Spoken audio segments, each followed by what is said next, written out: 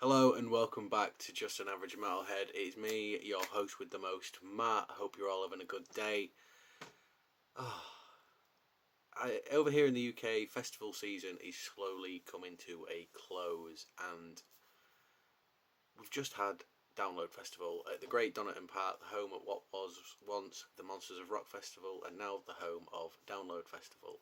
And for me, in this video today, I want to talk about bands that I would like to see at Download 2025. I have a bit of a I'm going to start off with bands I would potentially like to see as headliners for all 3 days, and then talk about the undercard for what I would like to see underneath them, because I think it would just really it would really just sort of play them out, and just something new for Download Festival.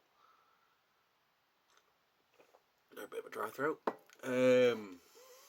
Yeah, Download Festival is arguably the biggest rock and metal festival that we've got in the UK. Second of sort of equal, we've got Bloodstock as well, which is really a wicked rock and metal festival. And so yeah, let's get into it. On the first day, which is usually the Friday, I've sort of gone for more of what I would call the classic rock sort of day. That day for me, if we're doing that sort of vibe on the Friday, there's only really two headliners we can around these days. Haven't played that recently, and well, still about for years I've always said Van Halen. You need to get Van Halen for the classic Rocky Day at Download, but obviously that's not going to be a thing anymore. I don't think Bon Jovi are ever going to come over here and do it. It leaves us with either Iron Maiden, because they've not played Download on the Days of Future Past tour yet, which is criminal. They are ripping it up on that tour. I mean, seriously, it is incredible. And ACDC, they're on their for me, they're on their final run. I don't think they're going to be doing it much longer. And if they're going to do it, Download is a necessity. It is they have to play Donington one more time. They've not played it for well over a decade, and they will absolutely blow the place up, especially if they do like last time. Bring their own stage, bring the full bells and whistles. They'll have a lovely time. Sort of like the undercard for on that day. Open it up with Dragon Force. Granted, their more recent output has not been amazing, but they have enough greatest hits in their back catalogue to be the opening band of the day. Set the mood perfect party band to open everything up, and then yeah, what a way to get things started. Roll straight into the darkness after that. Again, perfect vibe for that sort of day, and yeah, just absolutely set the tone right. The Darkness are as good now as they ever have been, and their albums are top notch. If you're not checking out the Darkness's albums, you're missing out. They are fantastic. They are brilliant. For their I'd go into Airborne again. Airborne never miss, especially live. They never miss. They are an incredible band. Absolutely love Airborne. Yeah, they get the whole, oh, they're just a younger ACDC. Well, who gives a shit? They're fucking amazing, and they mean it. They are a gang of lads who they live this shit, and they are fucking incredible. Then we'll sort of hit it more with the old school, with a band that I don't really think they've played Download that often. If they have at all, I should have really looked that up. But go for Wasp. I know I've got my Wasp beanie on again. but live, they are playing a different game. Like, they're not as big as the two, like either band that could headline that day. Like, honestly, if they rock up to Download in the same form that they have been when I've seen them live over the past couple of years, everybody else might as well go home. They will blow a lot of bands out of the water that day. Wasp are fucking incredible. Like, it's like no joke. Wasp are next level. From there, I'd probably go like get Sabaton high up on the main stage. Like, I know a lot of people know about Sabaton, but Jesus Christ, that band are on a roll at the minute. Like, their last two studio albums have been something special. They are a phenomenal band. They are a great live band, and they would fit perfect on that day. Just, again, straight out of the park with that. But then, sort of like second headliner on that day, I'd probably go Volbeat. Like, again, perfect vibe for like that sort of day. And again, Volbeat live, do not miss. They'll be promoting a new album next year, so it's likely they're going to be at Download anyway. But I would put them on that day with those other bands and just watch Volbeat do what they do best. Seriously, like, they are next level live. Like, Michael Poulsen as a vocalist is phenomenal. Like, I know they've performed that high up before, but hopefully with the new album behind them, and if they can knock it out of the park again that high up on the board, it's only a matter of time before we see Volbeat as a headliner. For me personally, like, they deserve it. They are a phenomenal live band, and they should get what they deserve. Like, they the songs are there. This, like, the performance is there. They deserve to be higher up on the bill, and like, yeah, I think more people need to like give Volbeat a shout, because I know there was a period of time where there wasn't that popular in the UK because they kept cancelling shows, but like, live, they are amazing. So yeah, all them into either Maiden or DC. You can't go wrong. On the Saturday, for me, I think it's time that a couple of bands who have been there for a long time, they've still got it live, and they've never had, no matter how popular they are, they've never had the chance to headline Download, which is fucking criminal. So I would go like Korn or Limp Bizkit. I know Limp Bizkit were there this year, and everybody fucking loved it. Like, they've still got it. I know they went away for a good while, but they were supposed to headline the inaugural Download, but for whatever reason they cancelled it, and Audioslave stepped in, and so I think it's about time that Limp Bizkit gets that shot. And Korn, why Korn have never headlined the main stage at Download, I have no idea. Like, yeah, their like creative output might have had a bit of a dip, but live they've always brought it, and it's Korn deserve to have that chance. And yeah, it's about time Korn gets that shot, because they can turn up and banger after banger after banger, and they just won't miss. So that day, I'd probably again set the mood out right. Start off with Clutch. Like, Clutch never fails. I'd love. Well, no, I'd probably swap these two around now I'm thinking about it. Start off with Disturbed into Clutch. Perfect atmosphere. Like, Disturbed were around at the same sort of time as Limp Bizkit and Korn. Granted, like, the output is not at its finest, but I still believe live they can bring it. They can say same as Clutch. Clutch have never they've never failed recorded output or live. They are phenomenal, and they will they'll set the vibe just right, and you can't go wrong with that. Like, yeah, it's just they're absolutely phenomenal. I absolutely love Clutch. Like, God, I love Clutch. I'm gonna listen to Clutch straight after I finish this. After that, I'd go Ice Nine Kills. One of the best live bands out there at the minute.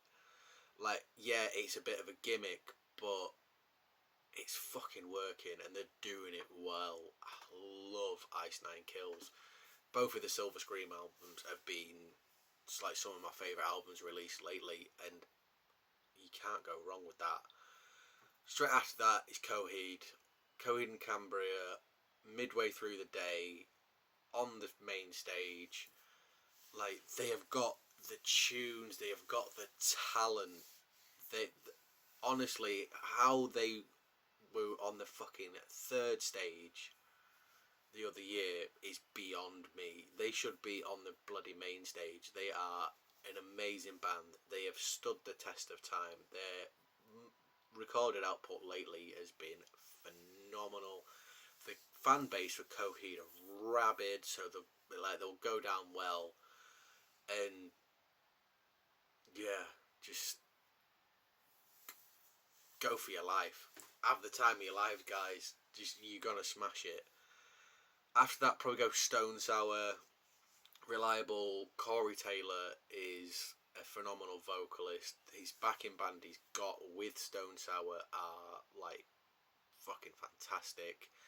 They've got the tunes there. He's got the patter. Like, what else can I say about Stone Sour? So yeah. Then we're getting up the build up to the main stage, the headliner. Probably get Skindred. Get him high up on the main stage, and again, like I said about Volbeat, it's criminal that Skindred have never actually headlined Download Festival. It is criminal. But yeah, get him in towards the end of the day, longest set. Get him in front of all those people, and then next year, get him headlining, because they go down well every time at Download. They are just they are the best band in Britain today. No ifs, buts, or coconuts. They are fucking fantastic. And then if you want to, with the new metal party you are gonna have with either Korn or Limp Bizkit, get Rob Zombie on before him. Get him up with it. Let him bring his toys. Let him blow shit up and just fucking bang your head to Rob Zombie, and then finish the day out with either Korn or Limp Bizkit, and you are having a lovely time. And on the Sunday, I think two bands that, again, they deserve their chance to have a shot at headlining this festival. Like, one, because they are owning the planet right now, and live they are something else. And in Ghost, they are there. They are built-in festival headliners, and they will own Donington in the palm of their hand for that headline set, and they can do it. Granted, how everything's going to be working towards the new album with the reveal of the new Papa and everything, I don't know if that'll be done in time for Download Festival next year. I really hope so, because I need a new Volbeat album in my life now. Not Volbeat, Ghost album in my life now. Sorry, I'm thinking about the fact that there is a new Volbeat album next year, which I'm really excited about. Yeah, I need that new Ghost album in my life right now. Just I will pre-order that shit, and I will be digesting it for months and months on end, like what was when Impera and fucking Prequel and Meliora and well, every Ghost album that's come out. But if you can't get Ghost, give Trivium a go. They can do it. Trivium, they've got a phenomenal back catalogue.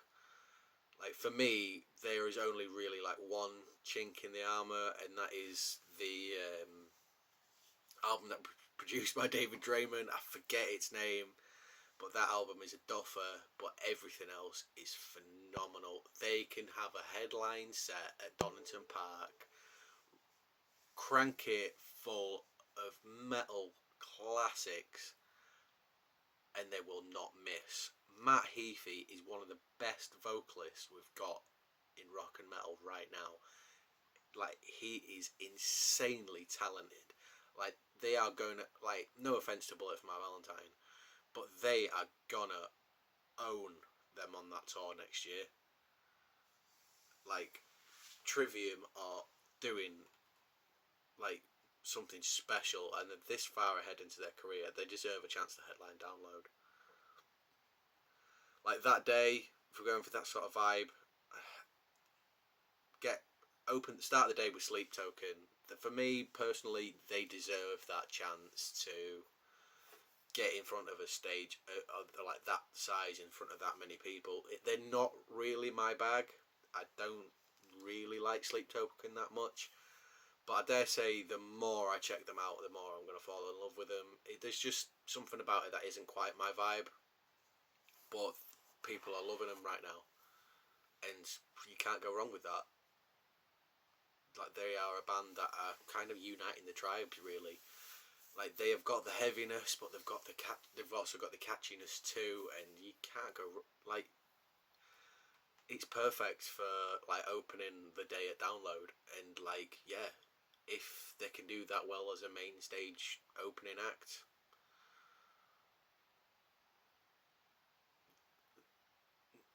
throw them either get them a headline in the second stage the year after, or throw them higher up in the bill and just keep building them and building them and building them like they did with Bring Me the Horizon, because they're gonna eventually get there. They're gonna, quite frankly, for me, they're gonna not bring me off that tier. Straight after that, Mastodon. But again, one of the best bands to do it. Never set a foot wrong in the studio. Live are always fucking phenomenal. I know at festivals they do have a slight tendency to dick about and sort of explore the proggy side, but they have got hits and they can smash it out. If they just like, they are gonna get everybody fucking going. Like, Mastodon are an incredible band. I adore Mastodon. And again, same that afterwards, I'm on a math. Get people fucking head banging to that shit. Like, a Monomath are again one of the best live bands out there, and they will own Donington in their hand that day. And yeah, for me personally, their like studio output has dipped slightly, but live, unbeaten. They are phenomenal. Oh, sorry, need to wet my whistle again. After that, While She Sleeps, one of the best, again up there with Skindred, one of the best bands from the UK, without a doubt. While She Sleeps are incredible, and again, get them in front of that many people, that you're gonna have a lovely time, and they are gonna just like do what they do best, and they are gonna just like throw down the gauntlet to anybody. Like, they do not miss live, and they can like get them on the main stage and show people what they can do. Because While She Sleeps are fucking amazing, and they're from just down the road, which gives them a special place in my heart. They're literally from like half an hour away from where I live, which is fucking phenomenal. After that, Killswitch Engage. Again, a band that doesn't miss. A band that have got the tunes that are gonna get everybody moving and singing along and just fucking having the time of their life. Killswitch Engage, another live band that do not miss. And same for the band afterwards. Lamb of God. Can't go wrong with Lamb of God.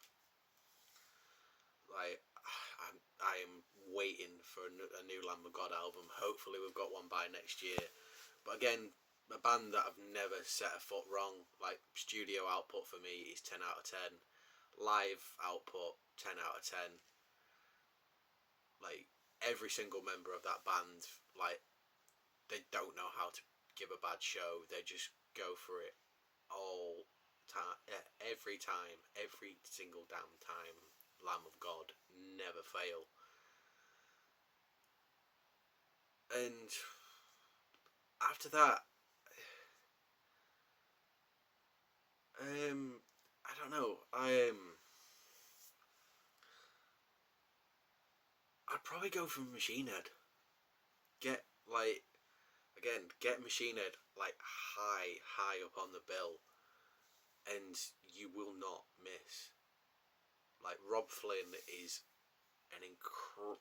he's incredibly talented. He is fucking fantastic, and like, if they own it next year, give them the shot they should have had on the Blackening, or just after the Blackening. I know, like, the arena tour kind of let them down, and people were saying, like, didn't like Unto the Locust as much as the Blackening, but it was never going to live up to the Blackening. But Machine Head are a band that have been around for like 30 odd years at this point.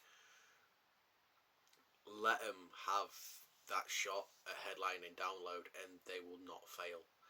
Like, get them underneath like Ghost or Trivium, and yeah, Machine Head will not go wrong. They will own it. Like, I know this is just speculation. This is like, but it's like fantasy booking with wrestling. Like, oh, this is the main stage of the Download that I'd like to see next year. But for me, it would just be fucking incredible. I know it's just all fantasy booking, but it's just, yeah, this would be a festival that, like, festival main stage that I would love. Like, fill the other stages. Like, I'd love to like deep dive and create a full bill, but I just haven't had the time. But yeah, this is a Download festival that I would like. I'd love to see. Sort of like give you like a full day, sort of like your classic rock style stuff, and the other 2 days sort of fill with just bangers. And like, for once, instead of repeating like old headlines, because like I easily could have said like Slipknot and Rammstein and stuff like that, but they've done it time and time again.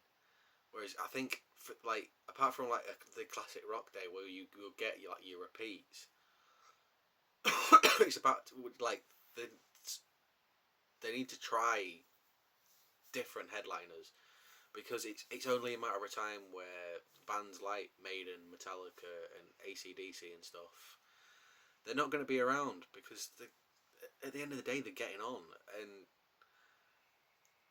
you need to test the new blood, or like elevate some of the older bands higher up, so when those other bands disappear, you can go like, all right, we can't get Maiden anymore, here's Korn.